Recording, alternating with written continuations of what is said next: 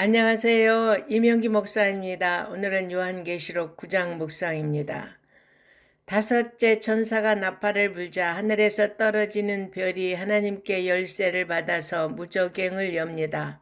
하나님은 황충에게 이마에 하나님의 인침을 받지 않은 사람들만 해하도록 허락하셨습니다. 본문에서 하늘에서 떨어진 별은 미래의 일이 아니라 이미 이루어져 지속되고 있는 상태를 의미하는데, 예수님의 십자가와 부활 사건으로 사탄은 결정적으로 패하였습니다. 그러므로 하늘에서 떨어진 별이 무저갱의 열쇠를 받았다는 것은 하나님이 사탄을 심판의 도구로 사용하신다는 것입니다. 하나님은 이마에 하나님의 인을 맞지 않는 자들만 해하도록 하셨습니다. 이처럼 하나님은 마귀를 이용해 악하고 패역한 세대를 심판하십니다. 그러므로 예수님의 십자가의 구속의 은혜로 구원받은 성도는 사탄의 권세를 두려워할 필요가 없습니다. 하나님은 그분의 자녀를 보호하시고 악인을 심판하십니다. 하나님은 황충, 즉 메뚜기에게 사람을 괴롭게 할 권세를 주십니다. 그러나 사람을 절대 죽이지는 못하게 하시고 5달 동안만 괴롭힐 수 있도록 하십니다. 그날에 마치 전갈이 독침으로 쏘는 것처럼 황충은 사람들에게 괴로움을 줄 것이고, 사람들은 죽고 싶을 정도로 고통을 당하게 되나 마음대로 죽지도 못할 것입니다.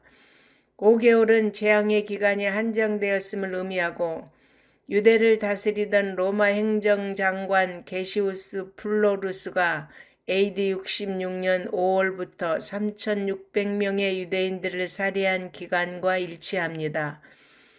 이로 인해 유대인들은 폭동을 일으켰고, 요세푸스는 이때 유대 로마 전쟁이 시작된 것으로 봅니다. 철 갑옷을 입은 황충은 정갈 같은 꼬리와 독침이 있었습니다. 황충의 왕은 사탄을 뜻합니다. 사탄의 세력인 로마 군대가 소아시아의 7교회의 박해자였던 유대인들에게 파괴적으로 들이닥친 전쟁 당시 팔레스타인은 마치 지상에 임한 지옥과도 같았습니다. 마귀들은 허용된 범위 안에서 자신에게 속한 자들을 짓밟고 결국 비참한 종말을 맞이하도록 만듭니다. 이들은 강력한 왕 사탄 아래서 하나님의 인을 받지 않는 자들에게 끔찍한 고통을 가합니다. 그 가운데 누구도 이 심판을 견디거나 피할 수 없습니다. 그러므로 성도는 악인의 길을 떠나야 하며 하나님의 뜻을 따라야 합니다.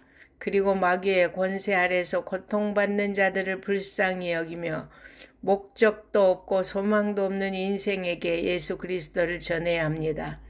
오직 예수 그리스도만이 마귀의 권세 아래에서 비참하게 살아가는 자들을 건져낼 수 있습니다.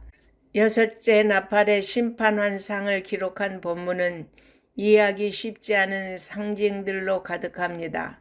그러므로 본문은 앞뒤 문맥과 구약에 관련 본문들, 그리고 역사적인 성취를 염두에 두고 신중하게 해석해야 합니다. 팔레스타인 북쪽의 유브라데 강에 결박된 4천사들이 하나님이 의도하신 6번째 나팔의 심판을 대행합니다. 이스라엘 북쪽에 위치한 유브라데 강은 구약시대의 아수르, 바벨론, 페르시아가 그 강을 건너 이스라엘을 침공했습니다. 본문은 수를 셀 수 없이 많은 로마 군인들이 이스라엘을 침공하기 전에 유브라데 강의 주둔해 있었음을 의미합니다. 그래서 이 전쟁은 유브라데 강 남쪽에 위치한 이스라엘에서 벌어집니다. 이 환상은 AD 66년에서 70년의 유대 로마 전쟁으로 성취되었습니다. 하나님은 정해진 때가 이르기까지 긍휼과 오래 참으심으로 악에 대한 심판을 연기하십니다. 그러나 정한 때가 이르면 더 이상 지체하지 않으시고 급하고 두려운 심판으로 악인들을 멸하십니다. 이 전쟁에서 죽지 않고 남은 자들은 회개하지 않고 더욱 강팍한 채로 남아 있습니다. 하나님의 최종 의도는 진노와 심판이 아니라 회개와 회복이지만, 심판에 직면한 악인들이 회개를 거부하기에 끝까지 회개하지 않는 자들에게 엄중한 심판을 내리십니다. 우리가 복음을 전하고 진리를 선포한다 해도 모든 사람이 다 회개하는 것은 아닙니다. 이 땅에는 사탄을 쫓아 하나님을 대적하는 자들이 있기 때문입니다.